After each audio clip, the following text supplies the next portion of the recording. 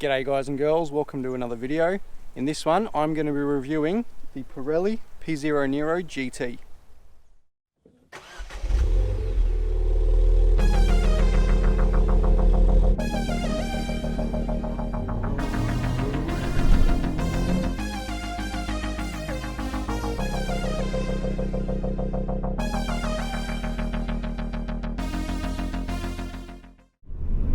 What are the Pirellis like when they're new? They were really good. I mean, I was coming out of tyres that were due to be replaced. So, as you'd expect, that initial bite going into a corner came straight back with a brand new tyre. With the Bridgestones, after about 6 months, that bite went away. So you know, go into a corner and instead of it just biting and taking you around the bend, there'd just be a little bit of delay, whether that was the tyre just getting a bit softer and rolling over a little bit, or it just didn't have the bite and it was starting to understeer a little bit. That was happening after about 6 months. So naturally, when I put the Pirellis on, things were going pretty good. But again, after about 6 months, that started to happen on the Pirellis. I didn't track the Bridgestones, I didn't go on track with them. I have been on 2 track days with the Pirellis. Now, I guess it's important to note that they're not a track specified tyre. They are a suitable replacement for, sorry, there's someone in the road there. They are a suitable replacement for the standard tyre, so if you're looking for something maybe a little bit cheaper than the original Bridgestones, the Pirellis will be fine. Like on a day like today where the roads are a bit damp, they're actually pretty good. As long as the tyres don't get too hot, they'll be okay. As a daily, they're good. Now, tyre wear, I've been quite impressed with. I had my original tyres for about 2 years and they were almost done. I probably would have got maybe 6 months out of them. I've had these now for almost 2 years and there's still plenty left. So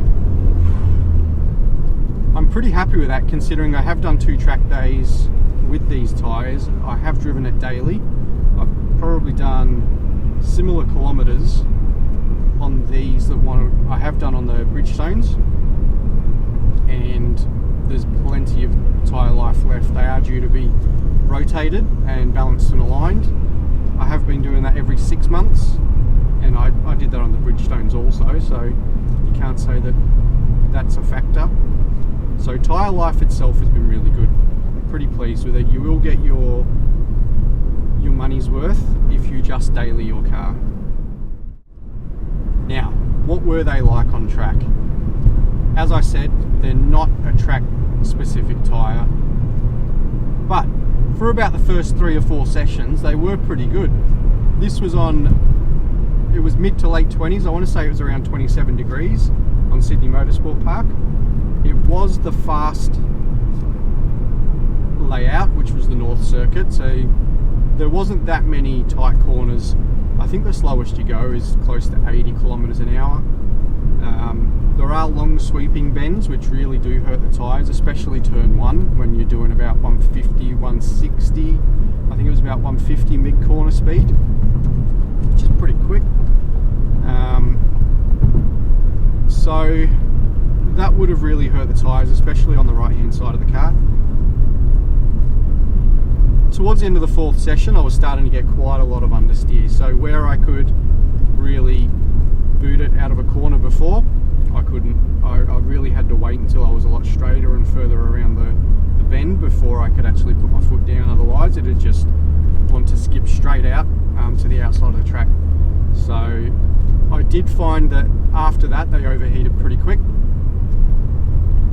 And then that was the only issue. When I went back a second time, they heated up pretty quick and then overheated pretty quick also. So as a track tyre, I'd like to be able to keep these on there, but I know that I'm going to get something better later on just so I can have a better experience on track. Having said that, as it's my second track day was a day like today. It was overcast, it was sprinkling on and off, the track got a bit damp. As the track temperature cooled and as the tyres cooled a little bit, I probably slowed down and tried to focus on some smoother driving also, but the tyres seem to get better and become a bit more responsive as they cool down in the wet, which again is going to be natural for a tyre that's overheated. Once it cools down, you're going to get a bit better out of it.